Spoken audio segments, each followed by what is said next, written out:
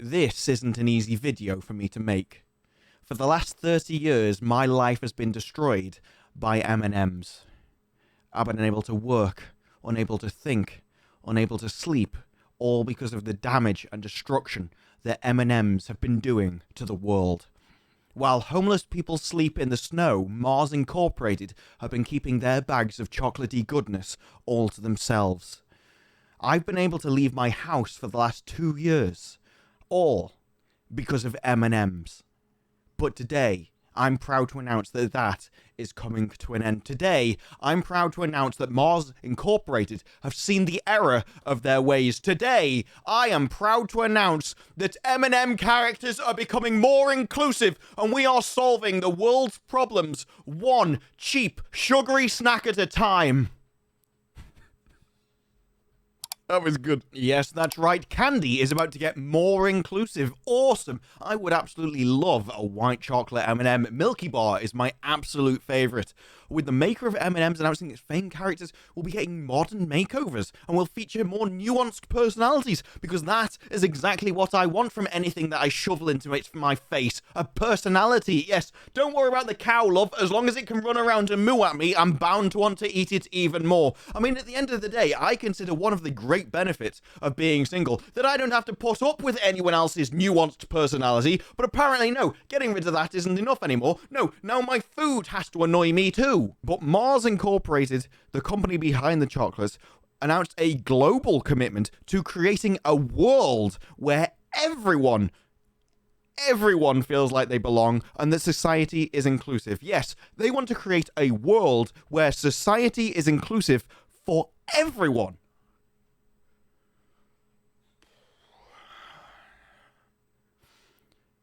What about murderers? What about people traffickers? What about those people that don't really ask or care if the person that they're doing something to agrees with them? Do you want to make them feel like they belong? Like they're inclusive? I don't know, Mars. I'm just saying that maybe your corporate policy could probably have done a little bit of work. Unless you're just going to open your company up and just include a load of murderers. I don't know. It's up to you, I guess. I think your staff may have something to say about it, though, if you tried. As part of the new mission to increase the sense of belonging for 10 million people around the world by 2025, they want to increase the sense of belonging for 10 million people. 10 million. In the world. Hang on. 10 million people. Well, there's 8 billion of us in the world right now, and so far this year, we've had 8 million births. And they only want to allow in 10 million. So if they're only going to allow in 10 million people over the next 3 years, and we've already let 8 in, what's going to happen after that? What's going to happen?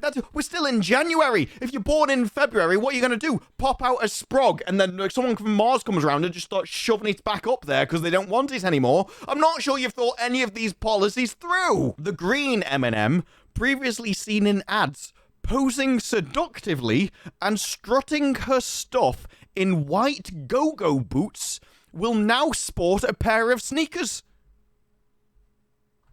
Oh, you've really cured the world's problems there. Oh, I wear sneakers as well. I must be one of those 10 million people that now feel welcome in the world where I didn't before, because wearing sneakers is a really strange and unusual thing, which people have been bullied for centuries. What's going on? And also, if I did want a colour of an M&M that I wanted to pose seductively and strut for me, it wouldn't be green. Because I don't know if you realise this, Mars, but green is universally the colour for poison, danger, rot, and some kind of vomiting emoji. So all in all, I'm not really sure that that is the colour that you want to try and do seductive things for anybody. Put it this way, if I put a bowl in front of you with yellow custard and green custard, if you chose the green custard, I think you'd probably want to work at Mars in their new open and inclusive society. A description for the green candy on M&M's website says she enjoys being a hype woman for my friends. Who are your friends? You're a pissing chocolate, for God's sake. The only other people that you physically know are the different coloured chocolates themselves. I don't know. I don't think you have the life experience to actually be a hype woman for anybody. And even if you did, you're like, okay, these are my friends. They're all the colour of the various different parts of the spectrum. Who are you hyping them up to? You don't know anyone else because you don't exist, you mad bint. I think we all win when we see more women in leading roles, and I completely agree. I am always willing to let any woman of mine take the lead when it comes to making me a sandwich. You make it, I'll eat it. It's a two-man job, but I think if we divide and conquer, then somehow we'll manage to get it done. So I'm happy to take on the part of supporting friend when they succeed. And so am I. If any of my friends ever win the lottery, you can guarantee that I will be right there congratulating them at their party with the free bar. I will be there supporting them every step of the way. Another character, the brown M&M, described her motto as not bossy, just the boss. Correct me if I'm wrong, but that's the definition of bossy. And also, the only people that I've ever seen who feel the need to defend themselves as go, I'm not bossy, are people where everyone they ever meet accuses them of being bossy because they are. You know how many times I've denied being bossy? 0. Why? Because no one accuses me of it. Even when I'm there, literally commanding them to do something in a game, get over there where you belong. No one accuses me of being bossy. Ever. I mean, a string of insults, but no one calls me bossy. Mars announced that the refresh of M&ms will have an updated tone that is more inclusive, welcoming. Your tone will be more inclusive and welcoming? What were you doing before? Weren't you welcoming people before? What were you doing? People turning up at the factory and you're just drop kicking them in the face? I don't know, like seriously, if you're only welcoming now, you weren't welcoming before. So what were you doing to the visitors at your factory?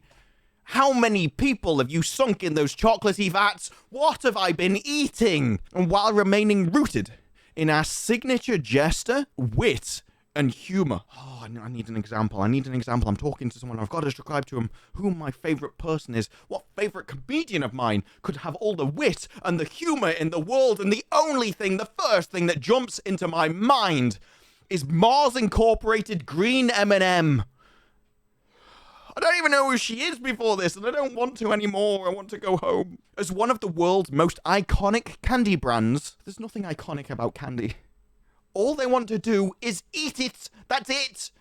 Nobody cares about your marketing campaign. They eat it if it doesn't taste like trash and it's cheap. They just want the sugary goodness to rot in their veins and probably give them diabetes and eventually lead to an unsatisfying early death. That's what they want from you. Hey, this is a sentence and a half. Catherine Slight, Mars Wrigley's chief growth officer. All I'm saying is if I ever get married, I don't want to call her my wife. All I want to call her is my chief growth officer. That's gold. Who better to commit to a world with more moments of fun by increasing a sense of belonging around the globe than M&ms? Who better than M&ms to increase the sense of belonging? I don't know. It could be anybody. It could literally be anybody. You only want to allow 10 million people into the world over the next 3 years. There's only 2 million left. It's like a race at this point. You could have mothers lining up at the hospital, desperately trying to pump out another one to try and get in the last 2 million. Do you realize what you've done? This is a disaster. You're going to bring down hospitals. It's one hell of a marketing campaign. But that wasn't all. That wasn't the only damage that M&ms have done to my life. It wasn't the only damage that M&ms wanted to do to the world. Because when this destructive and dangerous story hit the world, we had other newspapers and we had to dive in and find out one of those. And one of those was M&ms Go Woke. Chocolate Giant will trade M&M character stilettos for sneakers and end her rivalry with the brown M&M. The green M&M and the brown M&M, they were going to war. Don't you realize? They weren't just chocolates. This wasn't just some innocent little game you could play. This was a deadly game of cat and mouse which had been going on under your nose in order to reflect a more dynamic, progressive world. Oh, congratulations. We're moving to hell at record speed and M&Ms are going to take us there on the first bus to freedom. And when I say freedom, what I mean is the freedom to die an early death of diabetes. This is what we're going to do, lads. In the past, the green M&M has been accused of being far too attractive, and she's been flirting with the brown M&M. Flirting with the brown M&M, but she's also got a rivalry. I don't know what we're supposed to take from this, but it's all getting very, very weird. Especially when you realise that the red M&M, who is facilitated between leader and bully towards the other M&Ms, will be adjusted, and now he's kind to his fellow characters. They've completely changed his personality. He's gone in, and he's been re-educated, and he's come out an entirely different person. This seems to be more horrific by the second, and the more I realise it, this is like an onion. There's layer after layer of pain, and the more I peel back, the more I want to cry. And there you have it. There are your characters of utter destruction, your monsters of mayhem. But don't worry, it gets worse. And I apologize. This might be a warning of things that could just be too disastrous, too dangerous for you to look at. This may prey on your psyche and disrupt your very life into the future. But I have to show it for the brave people among you exactly what they've turned the M&Ms into, and oh boy, what the hell is that? I do not want to see that. I have eaten my breakfast and it's almost coming back to greet me in the morning, and which gets worse because we've got another one. Oh yes, I don't know what we've got here, but apparently, for some reason, Mars Incorporated wants their bags of chocolatey goodness to just basically act like a little sleuth. And when I say that, I don't say it because of the picture. I'm not saying it because of the pose. I would never make a judgment about anyone, even some kind of weird, bossy little creature that has been created in the bowels of Monster Incorporated. I don't just say it for no reason. No, I say it because of this headline. Well, not this one, but the next one. Look, if you expected something professional, you came to the wrong place.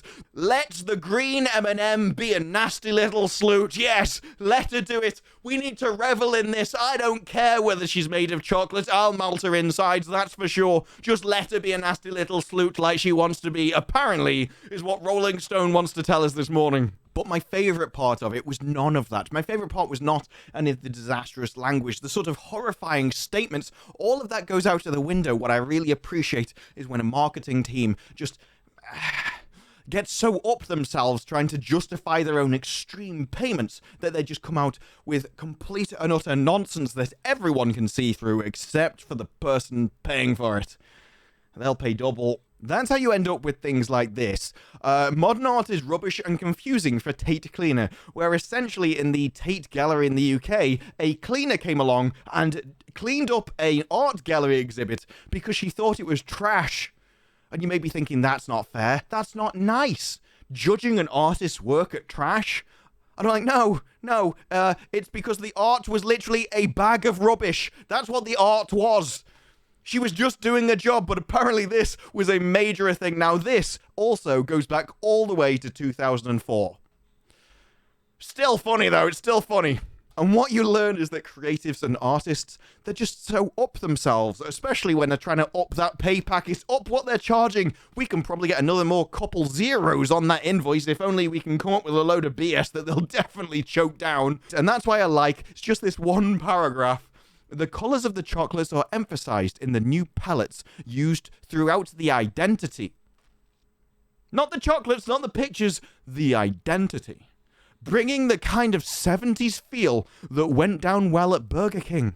Yes, Burger King swallowed this, and so Mars certainly will as well. My favourite sentence that I've probably read in at least the last month. Helping to retain a sense of fun along with the motion of design. And what is it? What is this marketing genius? What is this fun and this motion of design? Well, ladies and gentlemen, have I got a treat for you?